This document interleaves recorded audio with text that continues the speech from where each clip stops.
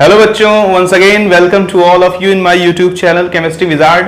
बच्चों, आज हम लोग फिर कंटिन्यू करेंगे एटॉमिक स्ट्रक्चर को और एटॉमिक स्ट्रक्चर में ही हम अपना नेक्स्ट लेक्चर लेंगे। पिछले लेक्चर में हमने देखा था कि कैसे इलेक्ट्रॉन और प्रोटॉन की खोज हुई, उसके पीछे की क्या मेन बातें थी और उस पर किस तरह के न्यूमेरिकल्स बन सकते थे। काफ़ी डीप डिस्कशन किया था। उम्मीद करता हूँ कि पिछले लेक्चर से आपको कुछ फ़ायदा ज़रूर हुआ होगा। बच्चों, आज हम लोग जो करेंगे वो काफ़ी इंपॉर्टेंट चीज़ें हैं और एटॉमिक स्ट्रक्चर में काफ़ी इंपॉर्टेंट चीज़ों में सबसे पहले हम डिस्कस करेंगे कुछ टर्म्स का। तो चलो हम हेडिंग डाल देते हैं इम्पॉर्टेंट टर्म्स। कुछ इम्पॉर्टेंट टर्म्स हैं जिनको हम अच्छे से पढ़ेंगे। जैसे हमको मिलेगा सबसे पहले पढ़ने को आइसोटोप के बारे में, आइसोटोप्स के बारे में। तो बेटा, आइसोटोप्स क्या होते हैं, इनका केमिस्ट्री में क्या यूज़ है और इन्हें हमें क्यों पढ़ना है, ये सारी बातें हम देखेंगे। और आइसोटोप के साथ आइसोबार, आइसोस्टर और बहुत सारी ऐसे टर्म्स हैं, आइसो इलेक्ट्रॉनिक, आइसो न्यूट्रॉनिक, इन सारी चीज़ों को हम एक एक करके देखेंगे। सबसे पहले अगर बात की जाए आइसोटोप्स की तो हम बोल देंगे कि elements having same atomic number, elements having same atomic number but different atomic mass। बेटा, वो सारी स्पीसीज जिसमें एटॉमिक नंबर तो सेम हो लेकिन एटॉमिक मास क्या हो बेटा, डिफरेंट हो, उनको आइसोटोप्स बोला जाता है। एग्जाम्पल के तौर पे अगर मैं कार्बन की बात करूं तो कार्बन के 3 आइसोटोप्स नोन हैं। एक तो है 6C12, एक है 6C13, एक है 6C14। यहां पे अगर हम देखें कार्बन 12, इसका भी एटॉमिक नंबर कितना है 6, कार्बन 13 इसका भी एटॉमिक नंबर कितना है 6, और this one is the carbon 14 और उसका भी एटॉमिक नंबर कितना है 6। इसी तरह से हम हाइड्रोजन है उसके भी बारे में जानते हैं। It is very important. इसके 3 आइसोटोप्स पाए जाते हैं। 1H1 जिसको बोलते हैं अपन protium,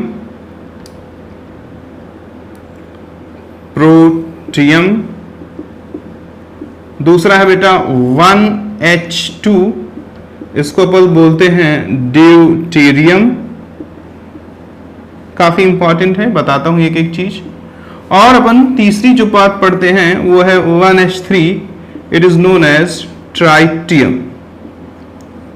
these are the isotopes of hydrogen. Why? Because here atomic number is same but mass number is different. ये देखिए, मास नंबर इसका 1, इसका 2, इसका 3, लेकिन यहां भी एटॉमिक नंबर 1, यहां भी एटॉमिक नंबर 1 और यहां भी एटॉमिक नंबर 1। सिमिलरली यहां भी जो आपने देखा था तो मास नंबर 12, 13 और 14 था, लेकिन एटॉमिक नंबर यहां भी 6 था, यहां भी 6 था, यहां भी 6 था। और हम अपने डेफिनेशन से भी बेटा ये बात देख चुके हैं कि elements having same atomic number but different atomic masses are known as isotopes.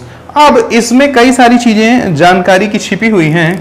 हम हैवी वाटर, इसको जनरली डी से डिनोट करते हैं। हैवी वाटर D2O फॉर्मूला होता है, इसको अपन बोलते हैं हैवी वाटर। काफी काम की चीज है। क्या काम की चीज है ये मैं बताता हूं। और इन तीनों आइसोटोप में ये जो ट्राइट्रियम होता है it is radio active. It is also very important, radio active होता है।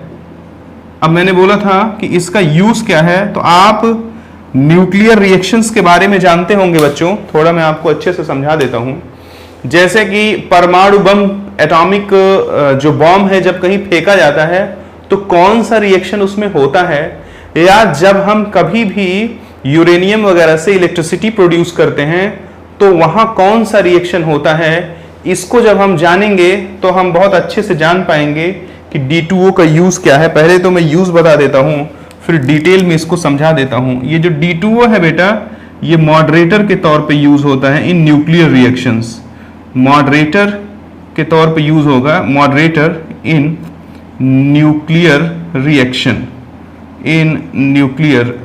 मेरे प्यारे बच्चों, आप मुझसे पूछ सकते हो कि sir what is the meaning of moderator, तो मैं आपको समझाता हूं कि what is the meaning of moderator and how it work like a moderator. और एक एग्जांपल ले लेता हूं, क्लोरीन है तो ये Cl35 और Cl37 के भी फॉर्म में पाया जाता है मेरे प्यारे बच्चों। इसका एटॉमिक नंबर 17 है, यहां भी एटॉमिक नंबर 17 ही होता है, यहां भी एटॉमिक नंबर 17 होता है। Means those elements which have same atomic number but different mass number or different atomic mass are known as isotopes. For example, here we are written about the carbon, it has 3 isotopes, and here we are written about the hydrogen, it has also 3 isotopes, and also we are written about the chlorine, it has 2 isotopes. But now I want to know that what is the use of heavy water. So we know that heavy water work like a moderator in nuclear reaction. अब हम देखेंगे कि nuclear reaction, थोड़ा सा बता देता हूं कि न्यूक्लियर रिएक्शन क्या है और यहां पर हैवी वाटर मॉडरेटर के तौर पे कैसे वर्क करता है और इसका क्या यूज है। तो कुछ चीजें मैं आपको जानकारी की बताता हूं। सबसे पहले तो आप ये जान लीजिए कि जब किसी शहर पे एटॉमिक बॉम्ब फेंका जाता है तो वहां लोग कैसे मरते हैं, पहले ये जान लो। तड़प तड़प के नहीं मरते हैं, उनकी सांस नहीं फूलने लगती है। एटॉमिक बॉम्ब जब फेंका जाता है तो उस शहर का तापमान, temperature is arises around 5000 degree centigrade. उस शहर का टेम्परेचर लगभग 5000 से 6000 डिग्री सेंटीग्रेड तक हो जाता है। यानी कि इंसानी शरीर जलता नहीं है, परमाणु बम फेंके जाने पर, एटॉमिक बम फेंके जाने पर वेपराइज हो जाता है। जैसे कभी गरम गरम किसी भी मेटल के बर्तन पे आप पानी टपका दीजिए, तो जब आप पानी टपकाएंगे तो आप देखेंगे पानी इमीडिएटली वेपराइज हो जा रहा है। अ ड्रॉप ऑफ वाटर अगर डाला जाए किस पे, any heated metal, highly heated metal, तो क्या होता है, इट इज इमीडिएटली वेपराइजेज। तो जब जिस तरह से मेटल पर पानी का ड्रॉप गिर करके वेपर में कन्वर्ट हो जाता है, वैसे ही जब किसी शहर पे परमाणु बम फेंका जाता है बेटा, तो वहां इंसानी शरीर, बिल्डिंग, लोहा, गाड़ी, मैक्सिमम चीजें क्या हो जाती हैं, वेपराइज हो जाती हैं। क्योंकि आयरन वगैरह भी 5000 पे तो गल ही जाएगा। लगभग मेल्टिंग पॉइंट कितना होता है एग्जैक्टली नहीं मुझे याद है, लेकिन 3000 के अंदर ही होता है। तो बताओ कि अगर आपके शहर पे परमाणु बम फेंका जाएगा कभी, भगवान न करे कभी फेंका जाए, तो जान लीजिए कि वहां का टेम्परेचर 5000 से 6000 डिग्री सेंटीग्रेड के बीच में हो जाता है। क्या रिएक्शन होता है ये मैं आपको बताता हूं। यूरेनियम होता है मेरे प्यारे बच्चों, और ये होता है 92 यूरेनियम 235। इस पे बिफोर जो है ब्लास्ट न्यूट्रॉन का बम्बार्डमेंट होता है, एक व्यवस्था होती है उसमें, और ये टूट जाता है बेरियम में और क्रिप्टॉन में, और ये 3 न्यूट्रॉन्स को प्रोड्यूस करता है बच्चों। This is the symbolic representation of neutron. ये 3 न्यूट्रॉन को प्रोड्यूस करता है और साथ साथ 931 million electron volt energy produce करता है। यानी कि अगर एक यूरेनियम के एटम पर, एक एटम पर, I am talking about the single atom, एक न्यूट्रॉन बम्बार्ड किया जाए तो 56 बेरियम 141 और 36 krypton 92 mean 36 krypton 92 plus 30N1 and 931 million electron volt energy means this amount of energy is generated by the single atom of uranium. Imagine कि एक अकेला atom अगर 1 मोल भी होगा तो 1 मोल यानी कि उसके मोलर मास के बराबर कितने होंगे, 6.023 into 10⁻23 एटम होंगे 1 मोल में। तो अकेले एक एटम इतनी एनर्जी प्रोड्यूस करता है। सोचो जब अकेले एक एटम इतनी एनर्जी प्रोड्यूस करेगा तो अगर 1 किलो, आधा किलो, 1.5 किलो यूरेनियम कहीं ब्लास्ट करा दिया जाए तो बैंड बज जाएगी, पूरा शहर उड़ जाता है। अब जरा देखो बेटा होता क्या है कि ये जो ड्यूटेरियम है, अब देखो जैसे कोरोना फैलता है 1 से 2, 2 से 10, 10 से 1000, 1000 से 1000, 1000 से जो है 10,000, 50,000 ऐसे फैलता है कोरोना। वैसे जरा देखिए एक यूरेनियम को ब्लास्ट करने के लिए हमें 1 न्यूट्रॉन लगा और हमें 3 न्यूट्रॉन मिल गया। अब ये 3 न्यूट्रॉन क्या करेगा, 3 यूरेनियम को ब्लास्ट करेगा। तो हर यूरेनियम से 3 न्यूट्रॉन प्रोड्यूस होंगे तो 9 न्यूट्रॉन प्रोड्यूस हो जाएंगे। अब ये 9 न्यूट्रॉन 9 यूरेनियम को ब्लास्ट करेगा, फिर हर 9 यूरेनियम में हर एक यूरेनियम एटम से 3 प्रोड्यूस होंगे, यानी कि 27 न्यूट्रॉन प्रोड्यूस हो जाएंगे। फिर ये 27 7 यूरेनियम को ब्लास्ट करेगा। मींस एक्सपोनेंशियली रिएक्शन पलक झपकते ही इतनी तेज हो जाती है कि पूरा का पूरा शहर बर्बाद हो जाता है। अब क्या करता है, अब जरा देखो, इसके दो यूज हैं। एक तो डिस्ट्रक्टिव यूज है कि किसी के देश पे फेंक दो, किसी शहर पे फेंक दो, तबाह हो जाएगा। दूसरा कंस्ट्रक्टिव यूज है। मैं क्लास में पढ़ा रहा हूं, लाइट है, कैमरा है, एसी है, फैन है, सारी चीजें हैं। ये सब कैसे चल रही हैं? इलेक्ट्रिसिटी से चल रही हैं। अगर हम इस केमिकल एनर्जी का कन्वर्जन कर दें मेरे प्यारे बच्चों इलेक्ट्रिकल एनर्जी में, और डोमेस्टिक पर्पस पे, इंडस्ट्रियल पर्पस पे इस इलेक्ट्रिक एनर्जी को यूज करें, तो कितनी मजेदार बात है ना। हम जो काम 1000 टन कोयला करेगा वो आधा किलो यूरेनियम कर देगा। आधा किलो से भी कम लगेगा मेरे हिसाब से। अब एग्जैक्टली अमाउंट मुझे नहीं मालूम है, लेकिन मैं जानता हूं एक ट्रक कोयला जो काम नहीं कर पाएगा वो 10 ग्राम 20 ग्राम यूरेनियम काम कर देगा। तो ये जो है काफी यूजर फ्रेंडली भी रहेगा, यानी आसानी से यूज भी किया जा सकता है, और मैक्सिमम अमाउंट में केमिकल एनर्जी से हम इलेक्ट्रिकल एनर्जी प्रोड्यूस कर लें अगर, तो उसका यूज हम कर सकते हैं डोमेस्टिक पर्पस पे इलेक्ट्रिसिटी को यूज करने के लिए, इंडस्ट्रियल पर्पस पे से जो है इलेक्ट्रिसिटी को यूज करने के लिए। तो इसका दो यूज है, एक तो डिस्ट्रक्टिव, दूसरा कंस्ट्रक्टिव। डिस्ट्रक्टिव यूज में भैया बम बना के किसी देश पे फेंक दो, और कंस्ट्रक्टिव यूज में है कि इसके केमिकल एनर्जी का कन्वर्जन करो चुपचाप किसमें, इलेक्ट्रिकल एनर्जी में, और मस्त एसी चला के पड़े रहो। ठीक है, अब जरा देखो, इतनी बातें अगर तुम्हें समझ में आई है तो I am talking about the moderator. D2O के अंदर क्या होता है, न्यूट्रॉन को एब्जॉर्ब करने की टेंडेंसी होती है। ये इसको एब्जॉर्ब कर लेता है मेरे प्यारे बच्चों। जैसे 3 न्यूट्रॉन बना, अब 2 को इसने एब्जॉर्ब कर लिया, तो एक ही बचा। तो अब अगले स्टेप में एक ही यूरेनियम टूटेगा, और अगर 3 के तीनों होते तो 3 यूरेनियम टूट जाता। अब जरा देखो, एक यूरेनियम टूटेगा क्योंकि उसने क्या कर लिया, 2 न्यूट्रॉन को इसने एब्जॉर्ब कर लिया। अब अगला एक न्यूट्रॉन फिर एक यूरेनियम को तोड़ेगा, और फिर 3 न्यूट्रॉन बनेंगे, फिर D2O उनमें से 2 न्यूट्रॉन को एब्जॉर्ब कर लेगा, फिर रिएक्शन एक्सपोनेंशियली बढ़ नहीं पाएगी। यानी मॉडरेटर हो गया कि नहीं हो गया? तो मॉडरेटर के तौर पे D2O का भी इस्तेमाल करते हैं, और कैडमियम के रॉड्स का भी इस्तेमाल करते हैं किसी भी न्यूक्लियर रिएक्टर में एज अ मॉडरेटर। तो उम्मीद करता हूं आपको समझ में आया होगा। मॉडरेटर का सिर्फ सिंपल सा इतना मतलब है मेरे प्यारे बच्चों कि जो न्यूट्रॉन स्टेप 1 में प्रोड्यूस होता है उनको एब्जॉर्ब कर लिया जाता है। जब उनको एब्जॉर्ब कर लिया जाता है तो रिएक्शन एक्सपोनेंशियली नहीं बढ़ती है। चलिए, एक शब्द के लिए मुझे इतना बोलना पड़ा, and that word is nothing but moderator. इतनी बातें अगर आप समझ गए तो कुछ चीजें बेटा मैं समझाना चाहता हूं और आपको। किसी भी स्पीसीज की जो केमिकल प्रॉपर्टी होती है that depends on the number of electron in outer most shell. जरा देखिएगा, केमिकल प्रॉपर्टी जो होती है ये किस पे डिपेंड करती है? Depends on the valency electron, यानी कि number of electron in outer most shell. अब जरा देखो, आइसोटोप्स में जैसे हमने कार्बन के आइसोटोप्स देखे, तो चाहे कार्बन 12 हो, चाहे कार्बन 13 हो, चाहे कार्बन 14 हो, तीनों में जो प्रोटॉन है वो 6 हैं। इसमें भी 6 प्रोटॉन, इसमें भी 6 प्रोटॉन, और इसमें भी 6 प्रोटॉन। होप कि आप जानते होंगे मैंने प्रोटॉन कैसे निकाला। Atomic number is nothing, it is the number of proton inside the nucleus. किसी भी स्पीसीज का मेरे प्यारे बच्चों जो भी कुछ एटॉमिक नंबर होगा वो क्या होता है? Number of proton inside the nucleus. अब जरा देखो, न्यूट्रल स्पीसीज में जितने प्रोटॉन होते हैं उतने इलेक्ट्रॉन होते हैं, यानी अगर 6 प्रोटॉन हैं तो 6 ही इलेक्ट्रॉन होंगे। मींस चाहे मैं बात करूं कार्बन 12 का, चाहे मैं बात करूं कार्बन 13 का, चाहे मैं बात करूं कार्बन 14 का, जो कि आपस में एक दूसरे के आइसोटोप्स हैं, बेटा सब में नंबर ऑफ इलेक्ट्रॉन क्या है? सेम है। तो अगर मैं इलेक्ट्रॉनिक कॉन्फ़िगरेशन करूंगा तो जरा देखो, 1s2 2s2 2p2 means total number of electron in outermost shell is 4 electron. Either I am talking for carbon 12 or for carbon 13 or for carbon 14. In all these 3 cases total number of electron in outermost shell is 4. तो हम जानते हैं कि chemical property किस पे depends करता है? Number of valency electron, यानी आउटर मोस्ट शेल के इलेक्ट्रॉन पे। चाहे वैलेंसी इलेक्ट्रॉन बोल दो, चाहे इसी को बोल दो अपन आउटर मोस्ट इलेक्ट्रॉन भी बोलते हैं, outer most electron.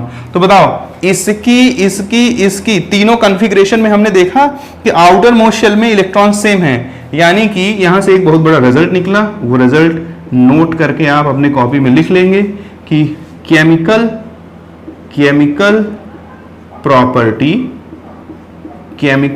Property of isotopes is same. उम्मीद करता हूं कि आपको समझ में आया होगा कि जितने भी बेटा आइसोटोप्स होते हैं उनकी सबकी जो केमिकल प्रॉपर्टी होती है मेरे प्यारे बच्चों, वो क्या होता है, सेम होता है। क्यों होता है केमिकल प्रॉपर्टी सेम? क्योंकि जो नंबर ऑफ इलेक्ट्रॉन है आउटर मोस्ट शेल में, वो नंबर ऑफ इलेक्ट्रॉन क्या होता है, सेम होता है। इसलिए केमिकल प्रॉपर्टी भी उनकी क्या हो जाती है बच्चों, सेम हो जाती है। अब जरा ध्यान से देखो बातों को। एक चीज और बता देता हूं तुम्हें, कभी कभी साइज की बात आ जाती है। जैसे कोई पूछे कि क्या सर कार्बन 12, कार्बन 13, कार्बन 14 में सबकी साइज बराबर है क्या? तो ये बात जानते रहना नहीं। अब कार्बन 12 में न्यूक्लियस के अंदर 6 प्रोटॉन और 6 न्यूट्रॉन हैं। कार्बन 12 में न्यूक्लियस के अंदर 6 प्रोटॉन 6 न्यूट्रॉन हैं। कार्बन 13 में 6 प्रोटॉन और 7 न्यूट्रॉन हैं। लेकिन बेटा कार्बन 14 में 6 प्रोटॉन और 8 न्यूट्रॉन हैं। अगर हम यहां से यहां जा रहे हैं, जो कि बोर्ड का टॉप टू बॉटम है, तो नंबर ऑफ न्यूट्रॉन बढ़ रहा है बेटा। और जब न्यूक्लियस में नंबर ऑफ न्यूट्रॉन बढ़ेगा तो साइज थोड़ी सी बढ़ जाती है। सो साइज इज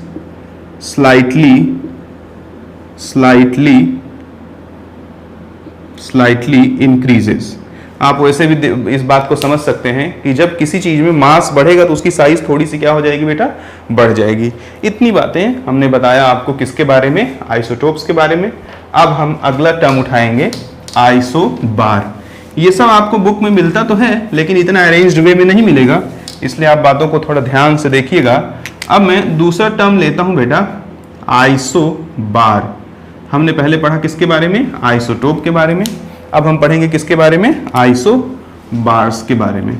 आइसोबार्स क्या होते हैं जरा देख लीजिए। Elements having same number of atomic या same atomic number, elements having same atomic mass but, sorry थोड़ा इसमें जबान फिसल गई, elements having same atomic mass but different atomic number. वो एलिमेंट जिनका एटॉमिक मास तो सेम हो बच्चों, लेकिन जो उनका एटॉमिक नंबर है वो क्या हो, अलग अलग हो, उनको बोला जाता है क्या बोला जाता है उनको, आइसोबार्स। अब जरा आप इसको देखिए ध्यान से। जैसे एग्जाम्पल के तौर पे अगर मैं बात करूं कैल्शियम की और मैं बात करूं एरागॉन की, तो कैल्शियम का एटॉमिक नंबर होता है 20 और मास नंबर होता है बच्चों 40, लेकिन एरागॉन का एटॉमिक नंबर होता है 18 और मास नंबर होता है 40। तो यहां जरा देखो, मास नंबर तो क्या है, सेम है, लेकिन बेटा एटॉमिक नंबर क्या है, डिफरेंट। ठीक उल्टा है किसका, आइसोटोप का। ठीक उल्टा है किसका, आइसोटोप का। आपने लिख भी रखा है, elements having same atomic mass या mass number but different atomic number. देख लीजिए, सेम है एटॉमिक मास लेकिन डिफरेंट है एटॉमिक नंबर। इसी तरह से बहुत सारे एग्जांपल्स हैं हमारे पास। जैसे अगर हम बात करें 9 या हम बात कर लें चलो 6C 14 और 7N14 की, यहां भी जब आप देखेंगे तो बेटा इनका मास नंबर जो है वो क्या है, सेम है, और जो एटॉमिक नंबर है वो क्या है मेरे प्यारे बच्चों, डिफरेंट है।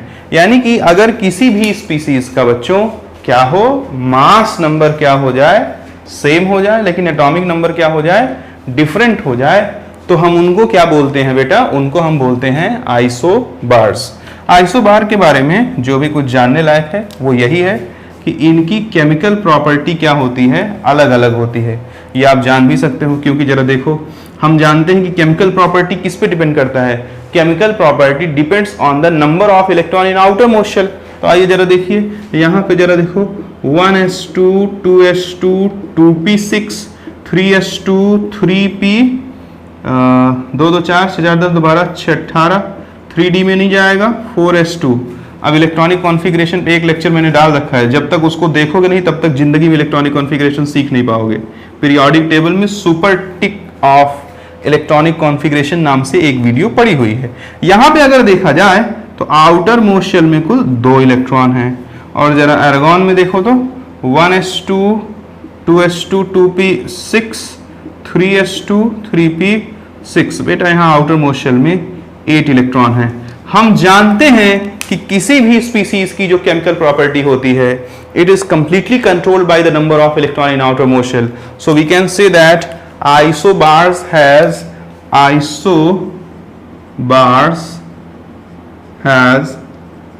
different chemical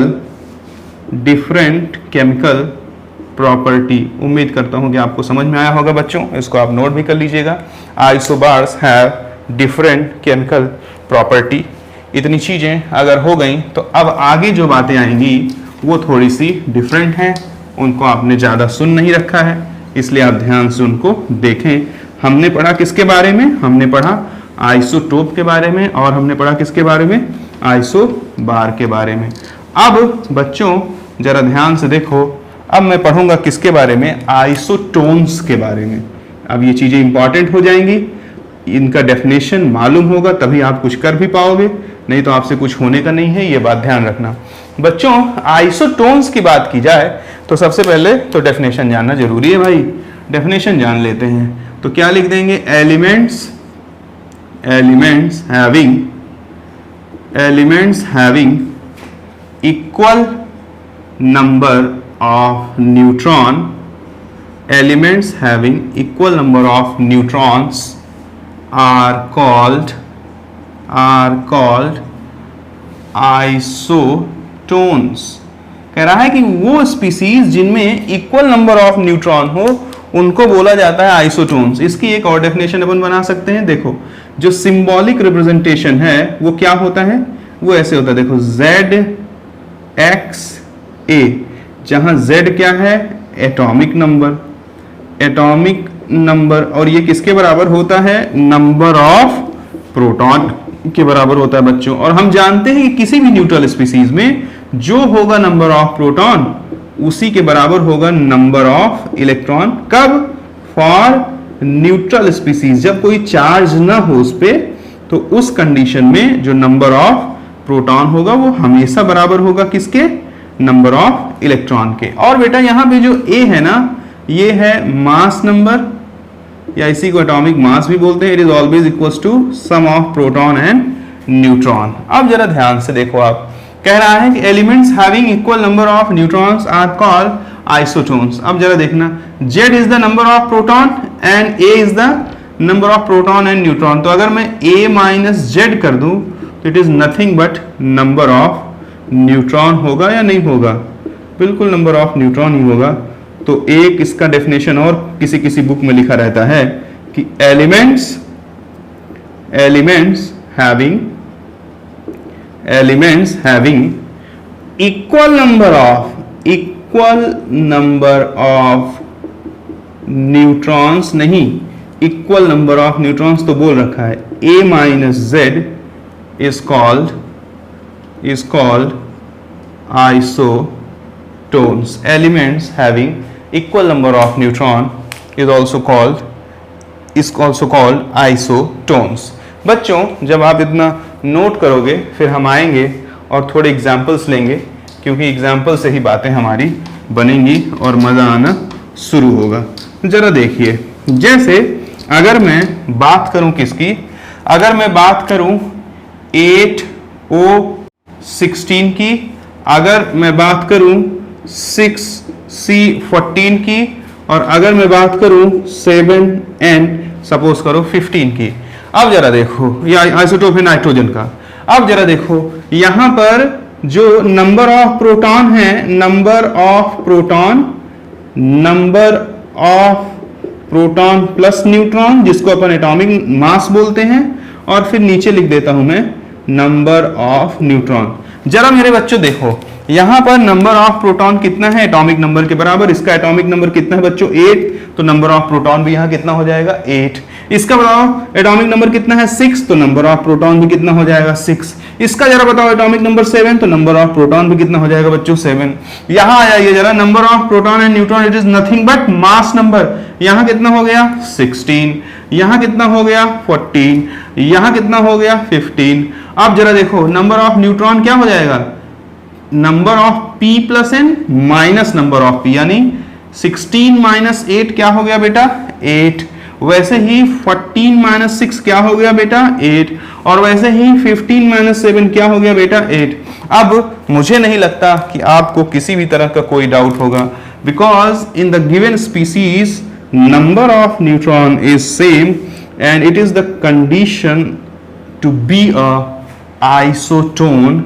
तो सेम है कौन, number of neutron.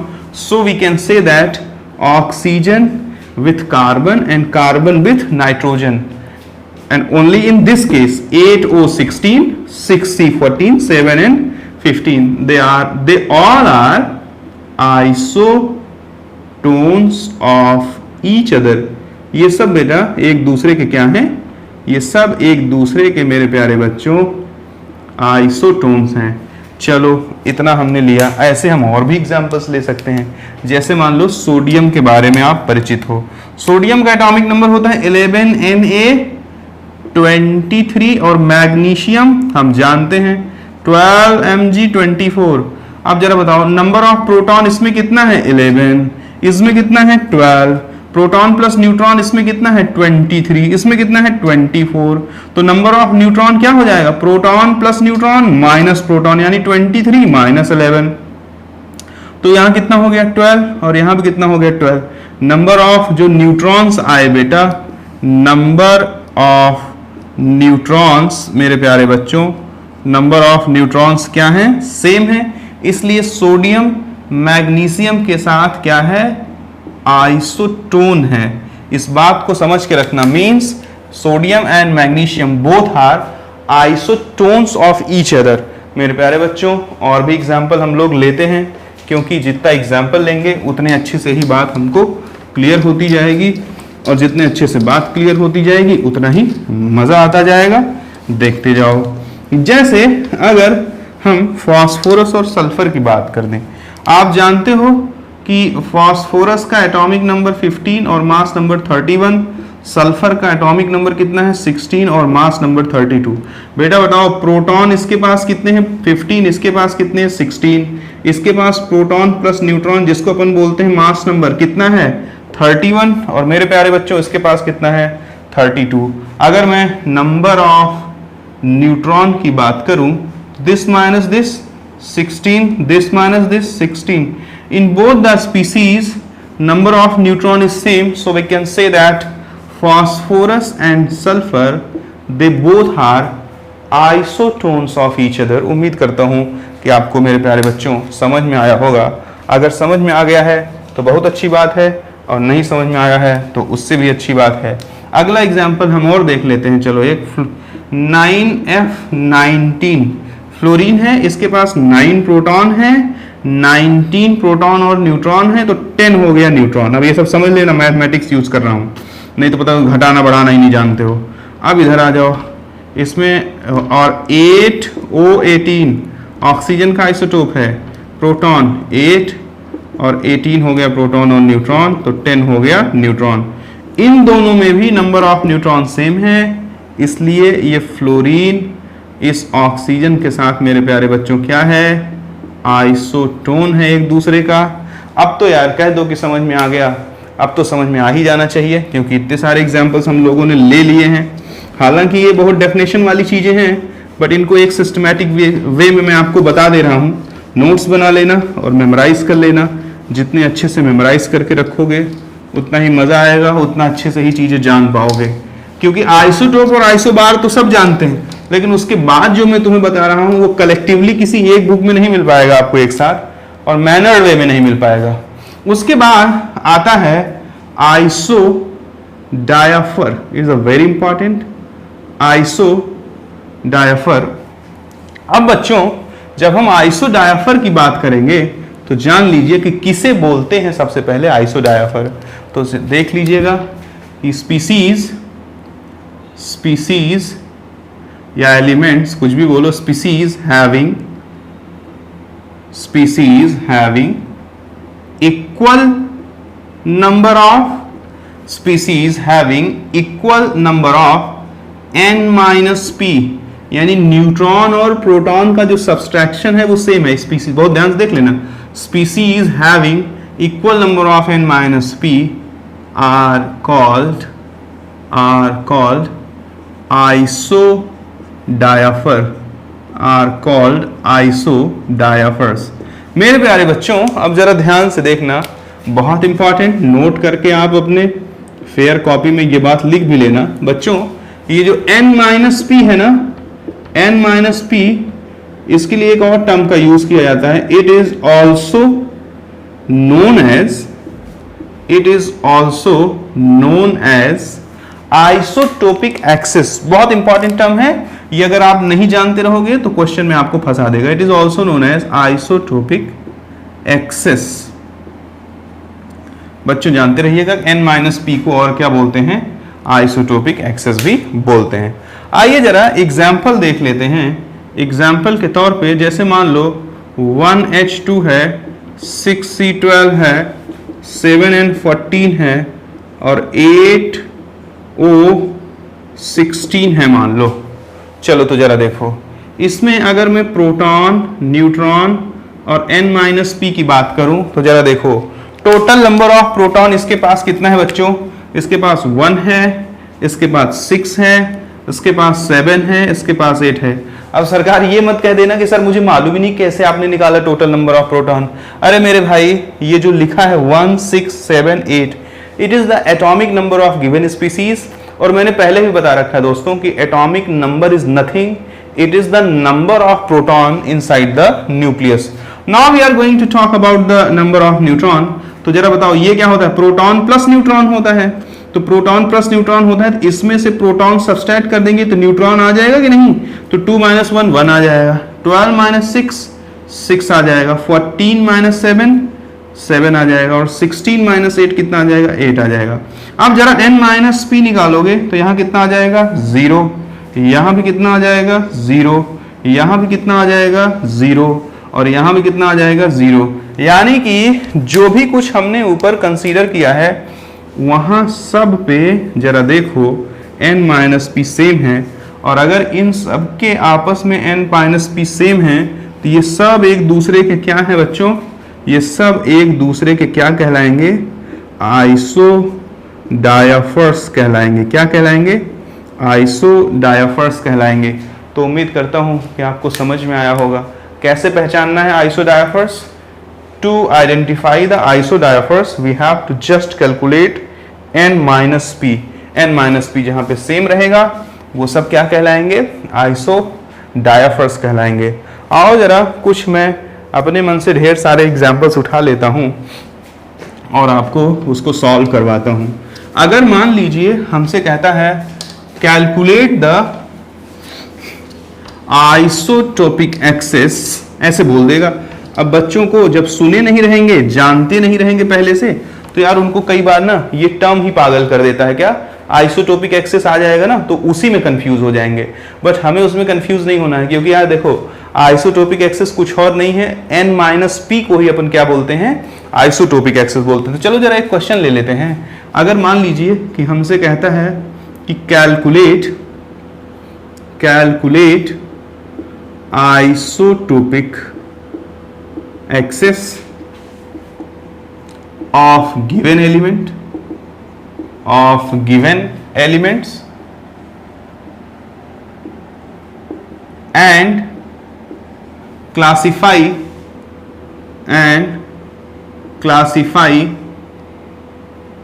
isodiaphers and isotones। कह रहा है कि आइसोडायाफर और आइसोटोन को भी पहचानो। चलो तो सबसे पहले दिखा है 1H2, फिर दिया है हमको 8O16, फिर दिया है 8O18, फिर हमको दिया है 9F19, फिर हमको दिया है 7N14, फिर हमको दिया है 20CA40, फिर हमको दिया है 18CA40, फिर हमको 8 दिया हुआ है क्या 15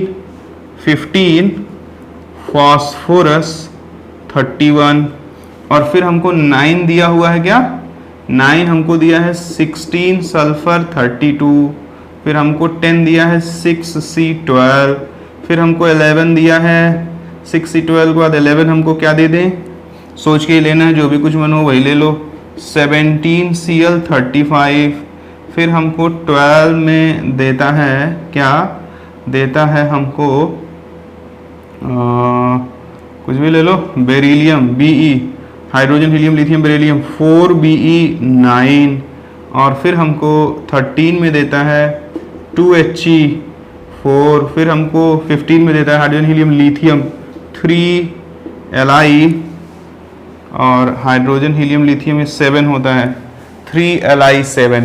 इतने सारे एलिमेंट्स हमको दे दिए। अब ये 15 क्वेश्चन हो गए एक तरह समझ लो। अब हमको सबके लिए क्या निकालना है, सबके लिए आइसोटोपिक एक्सेस निकालना है, और साथ साथ हमको बताना है कि इनमें से कौन आइसोटोन है। तो देखो भाई, अब थोड़ा कॉमन सेंस का यूज करना यार, जेई और नीट के सपने देख रहे हो तो इन चीजों को थोड़ा समझना पड़ेगा। जरा देखो n-p, देखो p है 1 और n+p है 2, तो n कितना हुआ 1, तो n-p कितना हो जाएगा 0। अब ये तो समझ गए होंगे ना भाई, इसमें से इसको घटाएगा तब नंबर ऑफ न्यूट्रॉन आ जाएगा, और हमको आइसोटोपिक एक्सिस चाहिए यानी n-p, तो 1 - 1 कितना हो गया 0। यहां जरा देखो 8 - 8 0, यहां जरा देखो इसमें से इसको घटाओगे तो 10 आ जाएगा, और 10 - 8 कर दोगे तो कितना हो जाएगा 2। यहां जरा देखो इसमें से इसको घटाओगे तो कितना आ जाएगा 10 आएगा, और 10 - 9 कर दोगे तो कितना आ जाएगा 1। इसमें जरा देखो 14 में से 7 गया तो 7, और 7 - 7 कर दिया तो कितना आ गया 0। यहां जरा देखो 20 - 20 0, यहां जरा देखो 22, इसमें से जब घटाओगे 18 तो बचेगा 22, और 22 में से अगेन तुम्हें क्या सब्सट्रैक्ट करना है 18, तो 4 आ जाएगा मेरे प्यारे बच्चों n-p। यहां जरा न्यूट्रॉन 16 - 15 करोगे तो कितना आ गया 1। यहां पे आ जाओ जरा, यहां पे आओगे तो न्यूट्रॉन 16 - 16 0, यहां पे 6 - 6 0। अब कैसे कर रहा हूं भैया, चाटना मत यार, ये तो जानते हो कि नहीं जानते हो भाई, नंबर ऑफ न्यूट्रॉन और प्रोटॉन हाथ जोड़ के कह रहा हूं, वो तो निकाल लेना ना भाई, नहीं तो मजा नहीं आएगा यार। चलो आओ देखो इधर आओ, 17 क्लोरीन 35, यहां जरा देखो इसमें से हम 17 17 34 18 18 और 17 चला गया तो 1 हो गया, ठीक है। इधर आ जाओ, न्यूट्रॉन 5 1 हो गया, इधर जरा देखो 0 हो गया, इधर जरा देखो 4 1 हो गया। अब जरा देखो हमने सबका आइसोटोपिक एक्सेस निकाल लिया। अब हमको पहचानना है क्या क्या, सबसे पहले पहचानना है आइसोडायाफर्स पहचानना है, और हमको पहचानना है आइसोटोन्स। चलो तो आइसोडायाफर के लिए n-p सबका सेम होना चाहिए। तो जरा देखो किसका किसका सेम है, 1H2 8O16 के बाद 7N14 के बाद 20Ca40 के बाद 16 सल्फर 32, उसके बाद 6C12, उसके बाद 2He4। ये एक सेट हो गया किसका, आइसोडायाफर्स का। अब एक और भी सेट है आइसोडायाफर्स का, जरा देखो 1 वाला, जरा देखो 9F19, ये आइसोडायाफर है किसके साथ, ये आइसोडायाफर है 15 फास्फोरस 31 के साथ। ये आइसोडायाफर है किसके साथ, 17Cl35 के साथ। और ये आइसोडायाफर है किसके साथ, 3Li7 के साथ। यानी मेरे भैया, मेरे बाबू, मेरे सरकार, मेरे साहब, 2 सेट बने आइसोडायाफर्स के, एक ब्लैक पेन से लिखा है, एक ब्लू पेन से लिखा है। ये सब आपस में आइसोडायाफर्स हैं, ये आपस में आइसोडायाफर्स हैं। ये एक दूसरे का आइसोडायफर्स नहीं है, नहीं कहे तो सर ये सब आइसोडायफर्स हैं, ऐसा नहीं है। ब्लैक पेन वालों का एक सेट है आइसोडायफर्स का, ब्लू पेन वालों का एक सेट है आइसोडायफर्स का। अब बात आई आइसोटोन्स की। आइसोटोन किसे बोलेंगे? जिनमें नंबर ऑफ न्यूट्रॉन सेम होगा। तो जरा देख लो नंबर ऑफ न्यूट्रॉन किन में सेम है। तो पहले अब सब में न्यूट्रॉन लिख दो। इसमें 1 न्यूट्रॉन है, इसमें 8 न्यूट्रॉन है, इसमें 10 न्यूट्रॉन है, और इसमें जरा देखते जाओ इसमें कितने हैं। इसमें भी 10 न्यूट्रॉन है, इसमें 7 न्यूट्रॉन है, इसमें 20 न्यूट्रॉन है, इसमें 22 न्यूट्रॉन है, और इसमें 16 न्यूट्रॉन है, इसमें 16 न्यूट्रॉन है, और इसमें 6 न्यूट्रॉन है, और इसमें 18 न्यूट्रॉन है, इसमें 5 न्यूट्रॉन, इसमें 2 न्यूट्रॉन, इसमें 4 न्यूट्रॉन। तो बताओ किन में नंबर ऑफ न्यूट्रॉन सेम है? जरा देखो हमें तो दिख रहा है कि 8O18 और इसके साथ साथ बेटा 9F19, इनमें नंबर ऑफ न्यूट्रॉन सेम है। और दूसरा हमें दिखा 15P31 और इसके साथ क्या दिखा 16S32, इसमें भी नंबर ऑफ न्यूट्रॉन सेम है। और कहीं नंबर ऑफ न्यूट्रॉन सेम नजर आ रहा है क्या? नहीं भाई, मुझे तो नजर नहीं आ रहा है और भी कहीं नंबर ऑफ न्यूट्रॉन सेम। इसलिए हम बोल सकते हैं कि टोटल जो हमारे पास सेट है किसके? आइसोटोन्स के, वो 2 सेट हैं। और आइसोडायफर्स के इतने सारे हैं जिनको हमने अलग अलग करके लिखा है। और अब तो उम्मीद करता हूं कि समझ में आ गया होगा, और अब समझ में आ ही जाना चाहिए बच्चों, क्योंकि इससे ज़्यादा नहीं है यार। ये तो हमने पूरा प्रयास करके आपको निकाल के चीज़ों को दे दिया। हमने पढ़ा आइसोटोप, फिर पढ़ा आइसोबार, फिर पढ़ा आइसोटोन, फिर पढ़ा आइसोडायफर। अब हम पढ़ेंगे isosteres. It is very important. Isosteres क्या होते हैं, इनके भी बारे में जरा आप ध्यान से देखो, बातों को समझो, फिर आप जो है आराम से मजे लो। बच्चों जरा देखिए, अगर हम बात करते हैं आइसोस्टर्स के बारे में, तो आइसोस्टर्स किसे बोलते हैं? जरा देखो, काफी इंपॉर्टेंट है। एलिमेंट्स हैविंग सेम, या स्पीसीज एलिमेंट्स ना बोले क्योंकि आयन भी होगा, मॉलिक्यूल भी होगा। Species having same number of electron, species having same number of electron as well as same number of atom, यानी कि वो स्पीसीज जिनमें नंबर ऑफ एटम भी सेम हो और उसके साथ साथ नंबर ऑफ इलेक्ट्रॉन भी सेम हो, उनको बोला जाता है बच्चों आइसोस्टर्स बोला जाता है। काफी इंपॉर्टेंट है, जानते रहना इसको। मैं और भी चीजों को ध्यान से बताता हूं आपको। जैसे अगर कोई कहे CH4 के बारे में बात करे और बच्चों NH4+ के बारे में बात करें। अगर CH4 के बारे में बात करें तो 1 कार्बन और 4 हाइड्रोजन, यानी टोटल नंबर ऑफ एटम जो है वो कितना है इसके पास? टोटल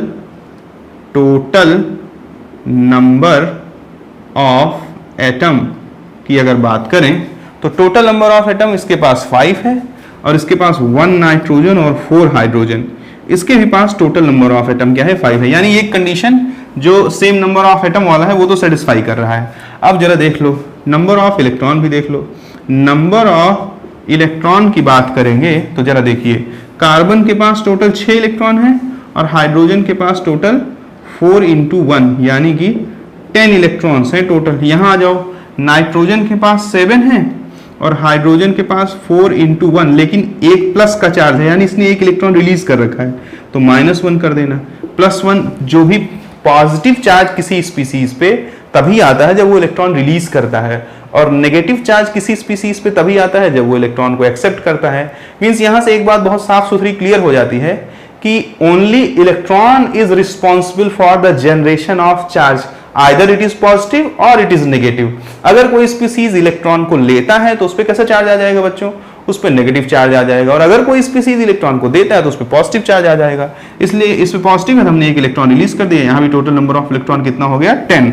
जैसे ही टोटल नंबर ऑफ एटम भी सेम है और टोटल नंबर ऑफ इलेक्ट्रॉन भी सेम है, तो मैं बिल्कुल मुस्कुरा के बोल दूंगा कि बच्चों ये दोनों स्पीसीज क्या हैं, they are आइसोस्टर्स।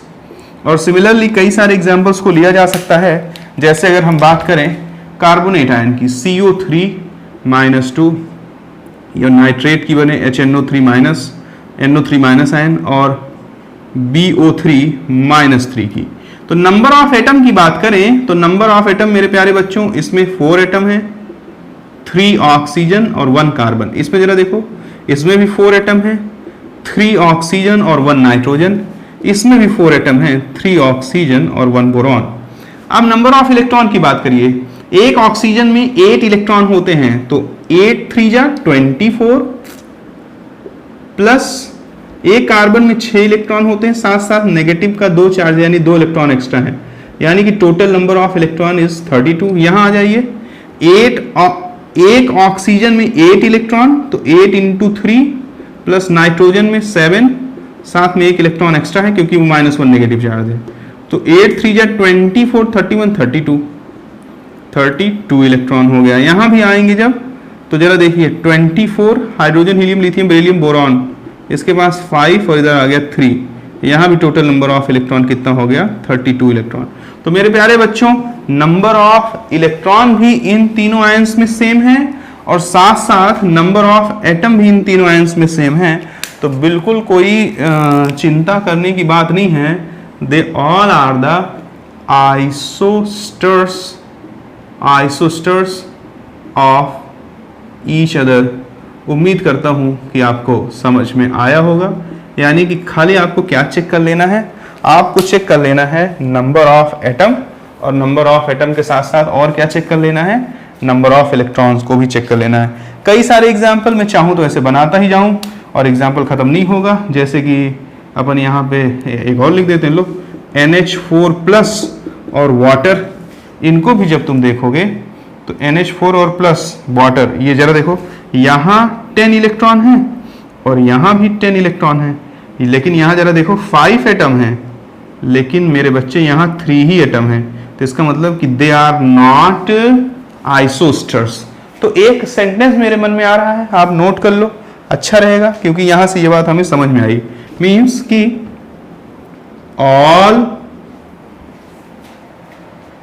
आइसोस्टर्स are isoelectronic, but all isoelectronics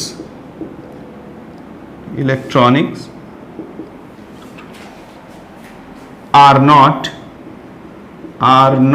आगे समझ ही गए होंगे, आइसोस्टर्स। यानी कि यहां से ये काफी इंपॉर्टेंट बात है कि सारे आइसोस्टर्स तो आइसोइलेक्ट्रॉनिक होते हैं, बट जरूरी नहीं कि सारे आइसोइलेक्ट्रॉनिक आइसोस्टर्स हो। देखो ये आइसोइलेक्ट्रॉनिक तो थे बट आइसोस्टर्स नहीं थे, क्योंकि इसमें 10 इलेक्ट्रॉन था, इसमें 10 इलेक्ट्रॉन था। That's why we can say that they both are isoelectronic, but number of atom is different, so they are not isosteres. Okay, समझ में आ गया होगा आपको। थोड़ा प्रयास करिएगा, इसको बार बार रिवाइज करिएगा, और अगर आप कंटेंट को लंबे समय तक याद रखना चाहते हैं तो सिर्फ एक तरीका है, आप पढ़ने के बाद जब उठते हो ना तो इन्हीं बातों को सोचना। अगर आप और बातों को सोचोगे बच्चों तो कंटेंट आपको याद नहीं रहेगा, भूल जाएगा, और भूल जाएगा तो मजा नहीं आएगा। अब जरा देखो, अगला जो बात है वो लास्ट है, हमको जो पढ़ना है वो है आइसो इलेक्ट्रॉनिक। आइसो इलेक्ट्रॉनिक किसे बोलते हैं, इनके क्या क्या यूज हैं, इनको हमें अच्छे से जानना है। चलो देख लेते हैं। आइसो इलेक्ट्रॉनिक का मतलब है, सुन के ही लग रहा है कि elements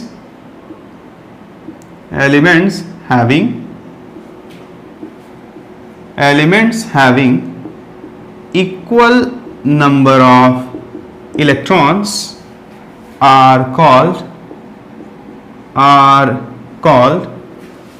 isoelectronics. Elements having equal number of electrons are called isoelectronic. बच्चों जरा आप देखें कि आइसोइलेक्ट्रॉनिक के लिए हमें क्या क्या पापड़ बेलना पड़ेगा और हमें क्या क्या चीज़ें इसके बारे में अच्छे से जाननी है।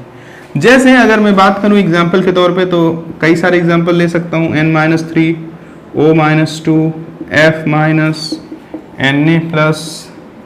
Mg+2, Al+3। यहाँ पे सब जरा देखो आप, तो यहाँ पे जब आप देखोगे तो इसके पास 7 और 3 10 इलेक्ट्रॉन है, यहाँ भी 10 इलेक्ट्रॉन है, यहाँ भी 10 इलेक्ट्रॉन है, यहाँ भी 10 इलेक्ट्रॉन है, यहाँ भी 10 इलेक्ट्रॉन है, यहाँ भी 10 इलेक्ट्रॉन है। तो they all are isoelectronic. Isoelectronic के बारे में सबसे इंपॉर्टेंट चीज जो मुझे लगती है वो मैं बता देता हूँ आपको कि एटॉमिक साइज जो है, एटॉमिक साइज किसका? आइसो इलेक्ट्रॉनिक स्पीसीज का। Atomic size of iso electronic species ये इनवर्सली प्रोपोर्शनल टू होता है एटॉमिक नंबर। ये मैं प्रूव भी कर देता हूं, आप बिल्कुल निश्चिंत रहिए। और एक बहुत बारीक बात है उसको भी बता देता हूं, फिर आज का लेक्चर खत्म हो जाएगा। थोड़ा सा मुझे स्पेस की जरूरत लगेगी, तो बच्चों जरा ध्यान से देखना। यहां पर लिखा है कि जो आइसो इलेक्ट्रॉनिक होते हैं उनकी जो साइज होती है वो बच्चों एटॉमिक नंबर के इनवर्सली प्रोपोर्शनल होती है। तो सबसे पहले आप ये जान लो कि किसी भी एटम की साइज दो फैक्टर पे डिपेंड करती है। एक तो इंटर इलेक्ट्रॉनिक रिपल्शन, जो आपस के इलेक्ट्रॉन है उनके बीच जो रिपल्शन लगता है। दूसरा nuclear attraction to the outer most electron. दो फैक्टर है, ध्यान से देखना।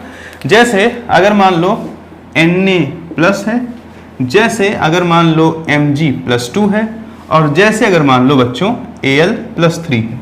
अगर मैं Na+ की बात करूं तो इसके पास टोटल 11 प्रोटॉन और 10 इलेक्ट्रॉन है मेरे प्यारे बच्चों। इसके पास 12 प्रोटॉन और 10 इलेक्ट्रॉन है, और इसके पास जो है वो 13 प्रोटॉन और 10 इलेक्ट्रॉन है। अब जरा गौर से देखना, अगर मैं सोडियम को बनाना चाहूं तो इसके न्यूक्लियस में 11 प्रोटॉन है और इसके आउटर मोस्ट शेल में एनर्जी के हिसाब से 10 इलेक्ट्रॉन है। तो जो सबसे बाहर का इलेक्ट्रॉन होगा उसको अंदर के 9 इलेक्ट्रॉन रिपेल कर रहे होंगे, और जब रिपेल कर रहे होंगे तो ये थोड़ा सा बढ़ेगा इसकी साइज। मींस कि due to inter electronic repulsion इसकी साइज थोड़ी बढ़नी चाहिए। जब इलेक्ट्रॉन रिपेल कर रहे थे ठीक उसी टाइम ये जो हमारे पास प्रोटॉन्स हैं 11, ये इसको अट्रैक्ट करेंगे। देखो इसके एरो इधर की तरफ, क्योंकि इस पे कैसा चार्ज है? पॉजिटिव। इस पे कैसा चार्ज है? नेगेटिव। तो ये इसको अट्रैक्ट करेंगे, यानी प्रोटॉन इसे अट्रैक्ट करेंगे जिसकी वजह से ये श्रिंक करना चाहेगा, और इनर इलेक्ट्रॉन इसको रिपेल करेंगे जिसकी वजह से ये फैलना चाहेगा। अब जरा देखना, रिलेटिव बात होगी, तुलनात्मक बात होगी, कंपैरेटिबल बात होगी। अब जरा देखना, यहां पर इलेक्ट्रॉन को 9 इलेक्ट्रॉन रिपेल कर रहे हैं, 11 प्रोटॉन अट्रैक्ट कर रहे हैं। आओ मेरे प्यारे बच्चों यहां पे देख लो, जब आप यहां पे देखोगे तो आउटर मोस्ट शेल के इलेक्ट्रॉन को रिपेल कर रहे होंगे अगेन 9 इलेक्ट्रॉन, लेकिन इस बार 11 प्रोटॉन नहीं 12 प्रोटॉन अट्रैक्ट कर रहे होंगे। अच्छा जी, आओ जरा और देख लेते हैं। ठीक इसी तरह से जब हम यहां पहुंचेंगे एल्युमिनियम के केस में, तो एल्युमिनियम के केस में पता लगेगा कि 13 प्रोटॉन है, और 13 प्रोटॉन है तो लास्ट के इलेक्ट्रॉन को 9 इलेक्ट्रॉन रिपल्शन लगा रहे होंगे, लेकिन जो उस पर अट्रैक्शन लग रहा होगा बच्चों वो 13 प्रोटॉन का अट्रैक्शन लग रहा होगा। और अगर 13 प्रोटॉन का अट्रैक्शन लग रहा होगा, जरा देखो, जो रिस्पॉन्सिबल है साइज बढ़ाने के लिए that is inter electronic repulsion. अब इंटर इलेक्ट्रॉनिक रिपल्शन यहां भी 9 इलेक्ट्रॉन का है, यहां भी 9 इलेक्ट्रॉन का है, यहां भी 9 इलेक्ट्रॉन का है, यानी inter electronic repulsion is constant. लेकिन जो न्यूक्लियस का अट्रैक्शन है वो यहां 11 का है, तो यहां 12 का है, तो यहां 13 का है। यानी कि जो साइज बढ़ाएगा वो कांस्टेंट है, और जो साइज घटाएगा वो बढ़ रहा है। इसका मतलब क्या हो गया कि इफेक्ट किसकी तरफ चला जाएगा? जो साइज घटाएगा। फिर से सुन लो, जो साइज को बढ़ाएगा इंटर इलेक्ट्रॉनिक रिपल्शन वो यहां यहां यहां कांस्टेंट है, लेकिन जो साइज को घटाएगा वो यहां यहां यहां में, यहां कम, यहां इससे ज्यादा, यहां इससे और इससे ज्यादा, यानी कि यहां साइज घटाने वाला फैक्टर बढ़ रहा है। इसका मतलब कि जिसका एटॉमिक नंबर ज्यादा है उसकी साइज छोटी हो गई कि नहीं हो गई? यानी सोडियम सबसे बड़ा होगा, फिर मैग्नीशियम, और सबसे छोटा कौन हो जाएगा? एल्युमिनियम। इन पे चार्ज लगा दो, तो वही मैंने लिखा था कि atomic size of isoelectronic species is inversely proportional to atomic number. जिसका एटॉमिक नंबर सबसे ज्यादा होगा उसकी साइज सबसे छोटी होगी, और जिसका एटॉमिक नंबर सबसे कम होगा उसकी साइज सबसे ज्यादा होगी। ये बहुत छोटी सी बात थी। इस छोटी सी बात के बाद मैं एक बड़ी सी बात बताता हूं जो कि शायद कम ही लोगों को मालूम होगा। आइसोइलेक्ट्रॉनिक में केमिस्ट्री में आइसोइलेक्ट्रॉनिक के डेफिनेशन में समय के साथ बदलाव किया गया। International union of pure applied chemistry ने बताया कि सुन लो दुनिया वालों, आइसोइलेक्ट्रॉनिक उसको तो बोलते ही बोलते हैं जिसमें नंबर ऑफ इलेक्ट्रॉन सेम होता है, उसको बोलेंगे कोई बात नहीं। लेकिन एक बात और जान लो कि उन स्पीसीज को भी आइसोइलेक्ट्रॉनिक बोला जाता है जिनमें वैलेंसी इलेक्ट्रॉन क्या हो, सेम हो। तो ध्यान से जान लेना कि दोज स्पीसीज, बहुत इंपॉर्टेंट है, those species are also known as isoelectronic which have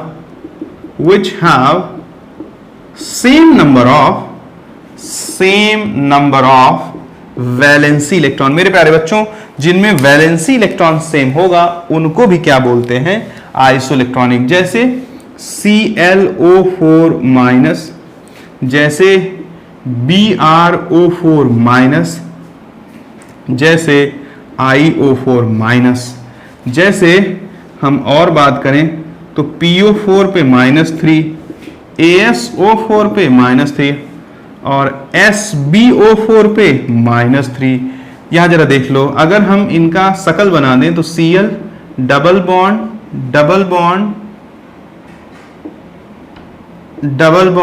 O minus, Br double bond O minus, I double bond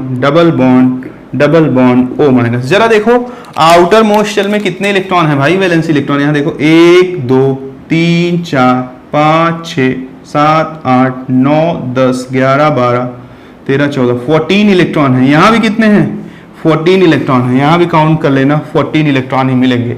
ठीक उसी तरह से जब मैं यहां स्ट्रक्चर बना दूंगा तो P double bond O minus AS double bond O minus antimony double bond double bond O minus. Count कर ले बच्चे, 4 और 6, यानी यहाँ 10 इलेक्ट्रॉन है आउटर मोस्ट शेल में। अरे भाई बॉन्डेड इलेक्ट्रॉन ही आउटर मोस्ट शेल के इलेक्ट्रॉन होंगे, ये सब काउंट करना नहीं जानते हो तो केमिकल बॉन्डिंग में सिखा दूंगा। यहाँ भी जरा देख लो 1 2 3 4 और 6, यहाँ भी 10 इलेक्ट्रॉन, यहाँ भी 10 इलेक्ट्रॉन। तो they are also known as isoelectronic. ये काफ़ी इंपॉर्टेंट बात है और नॉर्मल बुक्स में नहीं लिखी हुई है, लेकिन इनऑर्गेनिक की काफ़ी अच्छी किताब आती है, जेडिली फॉरेन राइटर की बुक है, काफ़ी अच्छी बुक है। उसमें जब आप पढ़ेंगे तो ये बात स्पष्ट तौर पे बताया गया है कि those elements are also known as isoelectronic which have equal number of electrons in their valency cell। और आज के लिए इतना पर्याप्त है। उम्मीद करता हूँ कि आज के लेक्चर में मैं आपको कुछ सिखा पाया हूँगा। मेरे प्यारे बच्चों, आपने मुझे इतनी देर तक ध्यान से देखा या सुना, इसके लिए आपका बहुत बहुत धन्यवाद।